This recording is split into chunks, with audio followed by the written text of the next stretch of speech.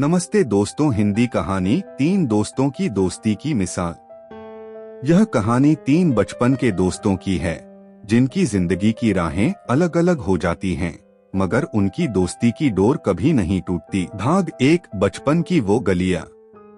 उत्तर प्रदेश के एक छोटे से गांव सोनपुर में तीन अनमोल दोस्त रहते थे, अर्जुन, विक्की और समीर। तीनों की उम्र लगभग बराबर थी और तीनों ने एक ही स्कूल में साथ पढ़ाई की थी। गांव के हर नुक्कड़ पर इनकी दोस्ती के चर्चे होते थे। कभी खेतों में साथ दौड़ते, कभी आम के बागों में चढ़ते, तो कभी नदी के किनारे घंटों सपने बुनते। अर्जुन था सबसे होशियार, पढ़ाई में अव्वल और स्वभाव से शांत। विक्की थोड़ा शरारती था मगर दिल का बहुत साफ। और समीर, वह हमेशा मुस्कुराता रहता था, उसकी हंसी ही तीनों की जान थी। तीनों का सपना था एक दिन शहर जाकर कुछ बड़ा करना। भाग दो, अलग अलग रास्ते। स्कूल खत्म होते ही तीनों ने तय किया कि वे शहर जाएंगे, लखनऊ। मगर किस्मत का खेल कुछ और था। अर्जुन को एक स्कॉलरशिप मिल गई और वो दिल्ली चला गया इंजीनियरिंग की पढ़ाई के लिए।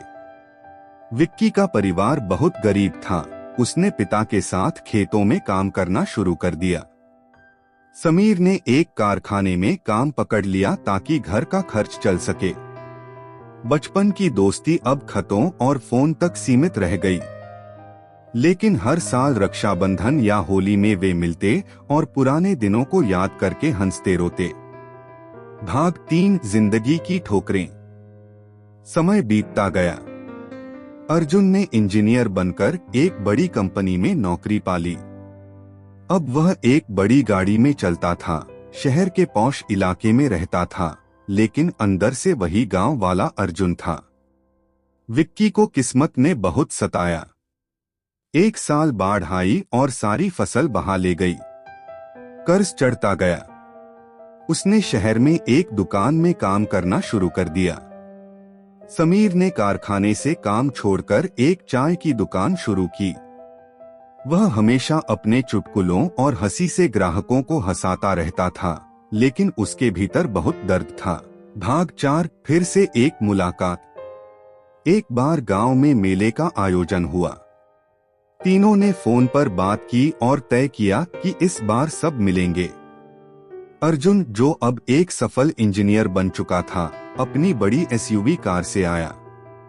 समीर वहीं स्टेशन पर खड़ा था, अपनी पुरानी साइकिल के साथ। विक्की मेला मैदान के पास खड़ा इंतजार कर रहा था। तीनों की नजरें जैसे ही मिली, सारे गिले शिकवे बह गए। तीनों ने एक दूसरे को गले लगाया। लोग देखकर हैरान थे, तीन बिल्कुल अलग वर्ग के लोग, मगर दोस्ती वैसी ही जैसी बचपन में थी। भाग पांच, दोस्ती की सच्ची परीक्षा। मेला खत्म होने के बाद अर्जुन ने देखा कि समीर बहुत थका और बीमार लग रहा है।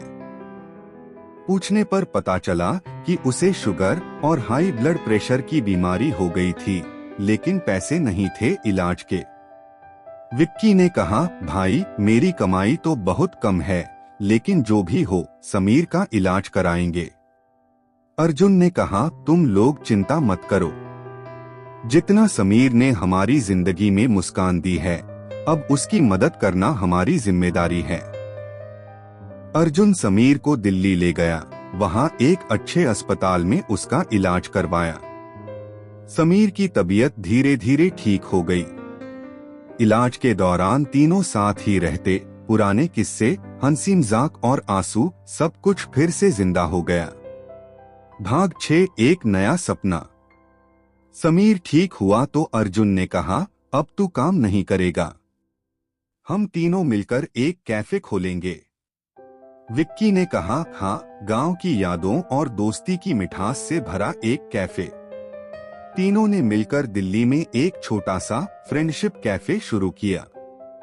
उस कैफे की दीवारों पर उनकी बचपन की तस्वीरें लगी थीं। वहां काम करने वाले सभी स्टाफ को दोस्त कहा जाता था। कैफे में चाय परोसी जाती थी, जिसमें समीर की हंसी घुली होती थी, और बर्गर, जिसमें विक्की की मेहनत होती थी। भाग 7 प्रेरणा बन गए 3 दोस्त। फ्रेंडशिप कैफे की कहानी एक दिन सोशल मीडिया पर वायरल हो गई। लोग वहां आने लगे, फोटो खिंचवाने लगे और जानना चाहने लगे क्या वाकई दोस्ती ऐसी भी होती है।